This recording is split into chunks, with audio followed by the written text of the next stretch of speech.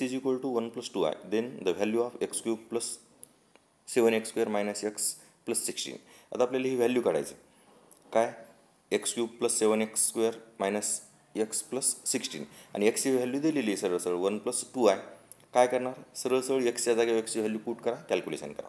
पण आता इथे एक्सपान्शन क्यूबपर्यंत जाते, इथे क्यूब आहे इथे स्क्वेअर आहे, म्हणून डायरेक्ट एक्सची व्हॅल्यू पुट करायला सोपं जाते.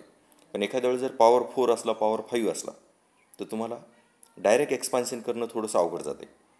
मग त्याच्यासाठी काय करायचं, याच्यावरून एक्समधले एक पॉलिनॉमियल त्याची व्हॅल्यू तयार करा, आणि या क्यूबिक फंक्शनचा फॅक्टर ज्याची आपल्याला व्हॅल्यू माहिती आहे ते फॅक्टर फाईंड करा, आणि त्याच्यानुसार त्याची व्हॅल्यू आपण दोन्ही मेथडनं करून पाहू. सुरुवातीला काय करू, डायरेक्ट एक्सच्या जागेवर एक्सची व्हॅल्यू पुट करू. आता एक्सच्या जागेवर एक्सची व्हॅल्यू पुट करण्यासाठी इथे क्यूब आहे, म्हणजे आपल्याला a cube plus b cube हा फॉर्म्युला यूज करावा लागणार. एक्सपान्शन कोणतं यूज करणार, here a plus b whole cube. आता एक्सपान्शन कसं यूज करणार, a cube plus 3a² b plus 3ab² आणि प्लस बी क्यूब. आपल्याला आता हे एक्सपान्शन माहिती आहे. ओके, आता इथं काय तुम्हाला एक्सप्रेशन काय दिलेली आहे, x cube plus 7x² minus x आणि प्लस 16. आता आपण फक्त व्हॅल्यू पुट करू. हिअर एक्स काय 1 + 2i cube plus 7 1 + 2i² minus 1 + 2i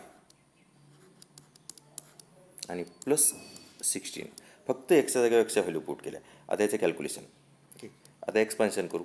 हे 1 + 2i होल क्यूब या a plus b whole cube एक्सपान्शननुसार काय येईल आता इथं व्यवस्थित पहा, a cube that is 1 plus 3a² b, एची किंमत 1 आहे, बीची किंमत 2 आहे, आणि 3 म्हणजे तिथं होतं 6i. त्याच्यानंतर पुन्हा प्लस, आता परत काय 3ab².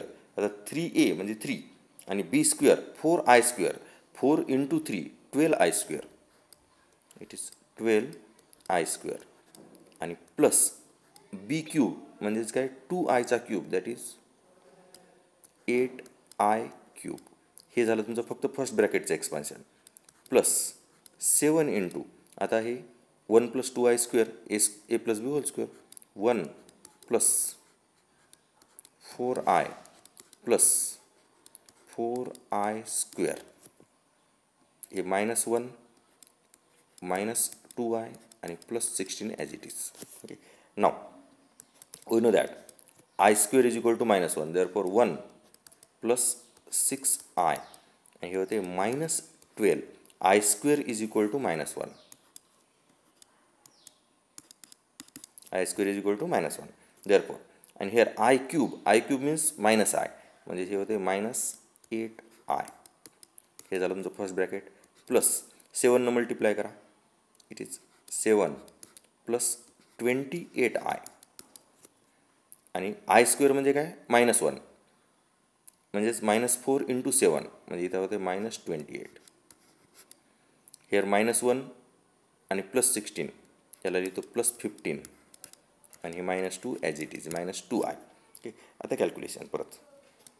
हिअर आता रिअल नंबर रिअल पार्ट जेवढे तेवढे पाहू. 1 -12 हे -11 -11 आणि प्लस 7 -11 प्लस 7 -4. ओके, -4 प्लस 28 म्हणजे किती होते -32 आणि -32 आणि प्लस 15 म्हणजे हे किती होते -17. कॅल्क्युलेशन केअरफुली पहा. -17. आता इमॅजिनरी पार्ट 6i -8i हे होते तुमचं -2i -2i आणि प्लस 28 म्हणजे होते -26 पुन्हा -2 म्हणजेच -24. तर इट इज +24, हे प्लस आहे 28. Plus 24i. कॅल्क्युलेशन व्यवस्थित पहा. ओके, म्हणजेच -17 प्लस 24i म्हणजे ऑप्शन बी हे तुमचा आन्सर आहे, ऑप्शन बी. ओके, ही झाली एक मेथड. याच्यात काय केलं आपण, डायरेक्ट व्हॅल्यू पुट केली. आता डायरेक्ट व्हॅल्यू पुट केली, पण आता याच्यानंतर दुसरी मेथड पाहू की ज्याच्यात तुम्हाला काय फॅक्टर पाडून सॉल्व कसा करता येईल. ओके, दुसरी मेथड पाहू. ओके, यार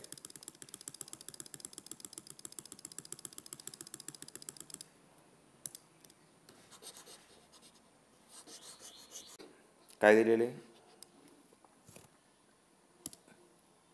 हेअर. आता इथे गिवन काय दिलेले आहे, x equal to 1 plus 2i. Okay, then याला असं लिहू, x -1 is equal to 2i. Then squaring on both side जर केलं तर काय होतं, x square minus 2x plus 1 is equal to 4i square. व्यवस्थित पहा. आणि 4i स्क्वेअर म्हणजेच काय, x square minus 2x square, 4i square म्हणजे -4. -4 या साईडला आल्यावर काय होणार ते प्लस, म्हणजेच प्लस 5 इज इक्वल टू 0. म्हणजे आपल्याला या गिवन कॉम्प्लेक्स नंबरवरून एका क्वाड्रॅटिक फंक्शनची व्हॅल्यू मिळाली तुम्हाला, x square minus 2x plus 5 equal to 0. मग आता ह्या क्वाड्रॅटिक इक्वेशन म्हणजे हे क्वाड्रॅटिक फॅक्टर या क्युबिक फंक्शनचा फॅक्टर आहे का नाही ते चेक करू. ओके, म्हणजे क्युबिकला फॅक्टरच्या फॉर्ममध्ये लिहू. म्हणजे आता इथे आधी डिव्हिजन करू. ओके, केअरफुली पहा. डिव्हिजन या साईडला लिहिलो here, x square minus 2x plus 5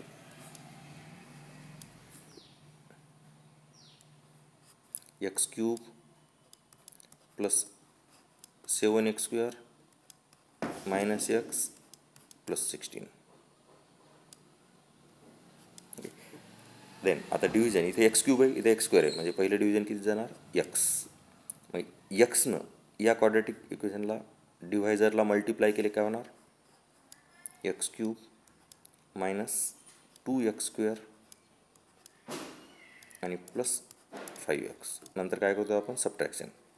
okay, minus, मग हे काय होणार मायनस, हे प्लस, हे मायनस, म्हणजेच 9x स्क्वेअर मायनस 6x आणि प्लस 16 वरचे खाली घेऊ. ओके, आता इथे 9x स्क्वेअर आहे, इथे एक्स स्क्वेअर, म्हणजे डिव्हिजन किती जाणार, प्लस 9. 9 या क्वाड्रॅटिक फंक्शन म्हणजे 9 या डिव्हायझरला मल्टिप्लाय केल्याच्यानंतर 9x स्क्वेअर मायनस 18x आणि प्लस 45. ओके, कॅल्क्युलेशन केअरफुली पहा. देन सबट्रॅक्शन केल्यानंतर हे मायनस, हे प्लस, हे मायनस, हे कॅन्सल. इथे किती होणार, 12x आणि इथे किती होणार, -45 प्लस 16 -29. ओके, आता हे झालं तुमचं रिमाइंडर, आणि रिमाइंडर या डिव्हायझरपेक्षा कमी आले. It is quadratic and it is linear. Therefore carefully पाहता इथे लिहितो, therefore x cube plus 7x square minus x plus 16.